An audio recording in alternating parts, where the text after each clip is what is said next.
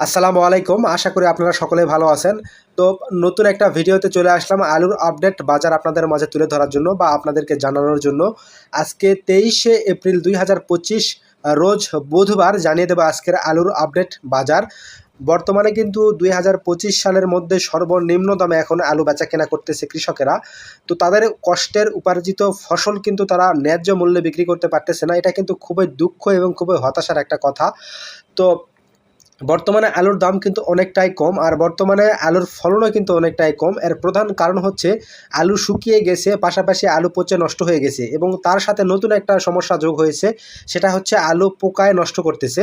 তো আজকে আলুর আপডেট বাজার হচ্ছে জয়পুরহাট সদর উপজেলায় 380 থেকে 390 টাকা প্রতি মন ডায়মন্ড আলু বেচাকেনা হচ্ছে এবং লাল স্টিক জাতের আলু বেচাকেনা হচ্ছে 320 থেকে 330 টাকা প্রতি মন। তো বর্তমান কৃষকদের দেখার মতো কিন্তু কেউ নেই, কারণ তাদের উৎপাদন খরচ যেখানে 18 থেকে 20 টাকা, তাদের বিক্রয় হচ্ছে 8 টাকা 50 পয়সা থেকে শুরু করে 9 টাকা 50 পয়সা তারা আলু বিক্রি করতেছে। তো সেখানে কিন্তু 9 থেকে 10 টাকা প্রতি কেজিতে তারা লোকসান বা লস করতেছে। এটা কিন্তু দেখার কেউ নাই। আর সরকারিভাবে কিন্তু কোনো পদক্ষেপ আমরা দেখতেছি না বর্তমান কৃষকদের প্রতি। কারণ এবছর আলুর উৎপাদন যেমন বৃদ্ধি পেয়েছে, পাশাপাশি আলুর ফলনও কিন্তু অনেকটাই বৃদ্ধি পেয়েছে। সেক্ষেত্রে সরকারি যদি পদক্ষেপ গ্রহণ করা হতো আগে থেকেই, তাহলে কিন্তু আলু যদি বিদেশে রপ্তানি করা যেত সরকারি মাধ্যমে, তাহলে কিন্তু আলুর একটা চাপ কমে যেত।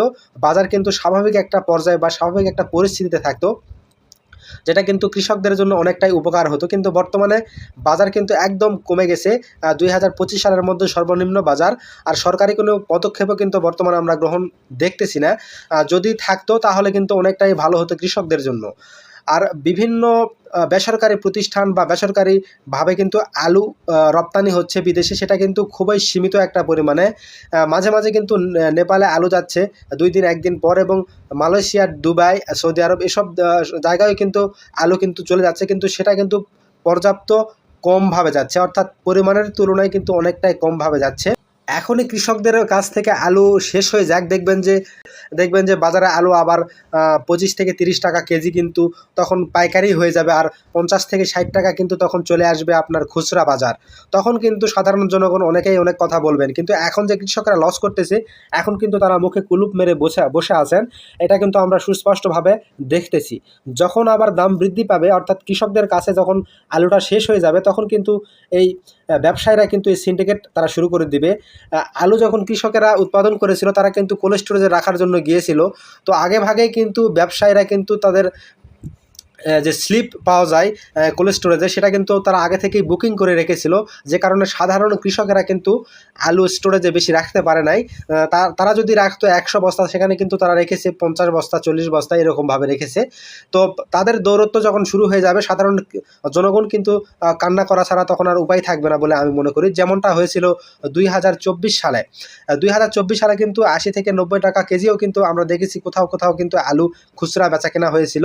আর বর্তমান যে পরিস্থিতির সৃষ্টি হয়েছে, সেখানে কিন্তু সামনের বছরগুলোতে কিন্তু আমরা আলুর উৎপাদন ব্যাঘাত হতে পারে বলে আমার ব্যক্তিগতভাবে আমি মনে করি। কারণ এতটা লোকসান কিন্তু আলুতে কৃষক এর আগে কিন্তু কখনো করে নাই। যদিও বিগত আপনার 8 থেকে 10 বছর আগে কিন্তু অনেকটাই আলুর দাম কমেছিল, সে বছরে কিন্তু কৃষকেরা লস করেছিল, কিন্তু এত পরিমাণ লস তারা করে নাই যতটা লস কিন্তু করতেছে 2025 সালে আলু উৎপাদন করে। তো সামনে যদি আলু উৎপাদন ব্যাঘাত ঘটে বা আলু উৎপাদন যদি কম হয়, তাহলে কিন্তু দেখবেন সরকারকে কিন্তু বাইরের দেশ থেকে কিন্তু আলু আমদানি করতে হবে, এবং সেটা কিন্তু ভ্যাট ট্যাক্স যে দেশ থেকে নিয়ে আসবে সেই দেশেও দিতে হবে। আবার বাংলাদেশে আসবে, সেখানেও কিন্তু ভ্যাট ট্যাক্স সংযুক্ত হবে। তখন কিন্তু সাধারণ ক্রেতাদের কিন্তু অধিক দামে কিন্তু আলু কিনে খেতে হবে। তো এটা যারা বুঝবে তারা তো বুঝবে, যারা বুঝবে না তাদেরকে আর বলার কিছুই নাই। তো আমরা চাই সরকারিভাবে কোনো পদক্ষেপ গ্রহণ করা হোক, যেন আলু যেন বাইরের দেশে বেশি বেশি রপ্তানি হয়, আলুর চাপ যেন বাংলাদেশ থেকে কমে এবং স্বাভাবিক একটা বাজার যেন চলে আসে, অন্তত কৃষকদের মুখে যেন হাসি ফোটে। আমরা সকলে এটাই চাই। তো সকলে ভালো থাকবেন, আর ভিডিওটি ভালো লাগলে অবশ্যই ভিডিওটি শেয়ার করে দিবেন। আর চ্যানেলে নতুন হয়ে থাকলে অবশ্যই চ্যানেলটি সাবস্ক্রাইব করবেন। আমার চ্যানেলটিতে কিন্তু প্রত্যেক দিন আলুর আপডেট বাজার, যেটা একদম কৃষক পর্যায়ের বাজার কিন্তু আমি তুলে ধরে থাকি। তাই সকলের কাছে অনুরোধ, আমার পাশে থাকবেন এবং আমার জন্য দোয়া করবেন। তো সকলকে ধন্যবাদ। আসসালামু আলাইকুম।